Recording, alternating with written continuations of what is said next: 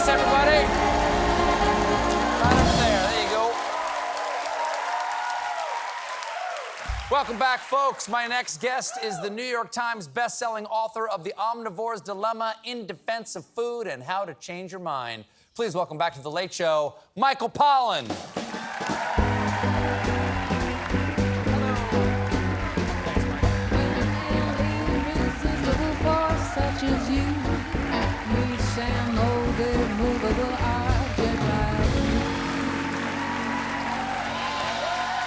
Thank you.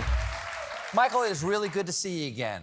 Good to be back. It's always a great conversation. I've enjoyed your writing ever since I read Opium Made Easy from Harper's Magazine back in the 90s. That does go back. First yeah. thing I ever read of yours.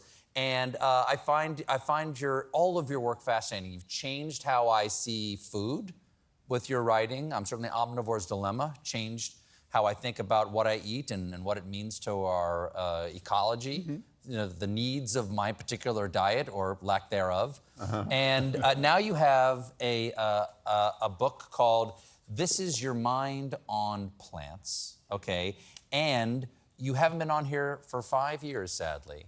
And that was right before the publication of your last book, How to Change Your Mind. Yeah. Okay. I was here right before that book broke. Okay. Yeah. So are you surprised that a lot of these stories are about mind-altering substances that grow naturally in the world? Are you surprised that you're the psychedelic guy now? Well, I certainly didn't set out to become the psychedelic guy, but mm-hmm. I have fallen into that role. Mm-hmm. And you would not believe how often people, and this just happened in the green room, where mm-hmm. people start telling me about some very meaningful trip they had. Was that one of my staff? Was one of my staff I have to say it it was one of your guests. One of my guests. Not one of your okay. staff. Yeah. All right. And so I sort of feel like I'm the psychedelic confessor. And sometimes these stories are interesting, but, you know, hearing other people's dreams sometimes, not that interesting. Right. Yeah. Well, as I said, it's been 5 years since you were on last time. Are you surprised how much there's been more acceptance of the use of psychedelics? It's legal in many states now. It's been decriminalized in some places. But next year, you will be able to legally get a guided psychedelic psilocybin magic mushroom trip in the state of Oregon. That passed. Yeah, and so by guided, let me just start with there and say, by guided, who is your mind Sherpa? How does that work? Well, if you're using psychedelics therapeutically, mm-hmm. The best way to do it is not simply to just take a tab of acid and see what happens. You work with a therapist, and this is someone who prepares you very carefully for what's going to happen. Qualifies you, make sure you don't have any risk factors like a relative who has schizophrenia or something like that. And then they sit with you during the entire time. And then afterwards, they help you try to make sense of what can be a very confusing experience. So that's a very different way of using psychedelics than the recreational way. Because there have been some people do have negative experitions. Without question. That's important, and that there can be dangerous aspects of this. Yeah, there are definitely risks. What should people know?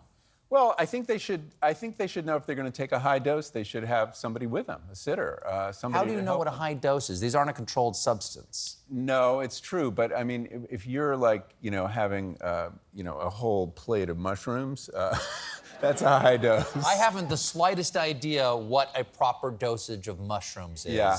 And I'm not going to say whether I've taken them. Well, I understand. But I will say this, that I have a dear friend who has my same name, who, when he was in college, took what he now considers way too much. Well, the building was digesting him, and he would have flown off the planet if he hadn't held on to Jeannie Pisacani's peasant skirt for 4 hours. And my friend is still waiting to recover and think that was a good idea because it was horrible. Yeah. So that can happen. That can definitely happen. But it's much less likely to happen if you approach the experience with some preparation, mm-hmm. with a guide who knows how much you should take, mm-hmm. and not more than that, yeah. and helps you make sense of it.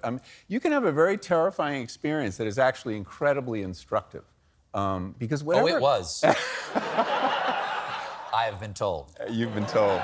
So in This Is Your Mind on Plants, you talk about various drugs, in this, all natural, I assume. Yeah. What defines a drug? Good question. I don't think we have a strong definition. It's something you ingest that changes you. But of course, Am I on a drug right now? you are. If this is Coffee. caffeinated, This is yeah, coffee. you are. Caffeine is a drug. 90% of people on Earth have a daily relationship with it. Most of us are. Yeah. I have nothing negative to say about caffeine. Did you ever have something negative to say about caffeine? I had read a lot of negative press about caffeine and worried I was drinking too much. But after having researched it, I realized it's actually more good for you than not. It's protective against several kinds of cancer, Parkinson's disease, dementia, cardiovascular disease. There's a lot of good things about it. What was before coffee? Well, what would the world- the world be like if coffee had never come along? If Good this question. drug had never Yeah. entered the lexicon? So if coffee and tea had never shown up, the world would be drunk, basically, all the time. Because we used to drink a ton. All the time, because alcohol was safer than water, because you got diseases from water. Sure. The alcohol sanitized the water. But when coffee and tea came around, this drug you use boiled water. So it was the safest thing people had ever had, actually. So before coffee enters Western history, people are drinking morning, noon, and night. Children are drinking morning, noon, and night, and everybody's buzzed. And you're not going to have an enlightenment. You're not going to have an industrial revolution. You can't do double-entry bookkeeping when you're bombed. There's psychotropic tourism now. Yeah. And is that, well, for lack of a better word, is that a good thing?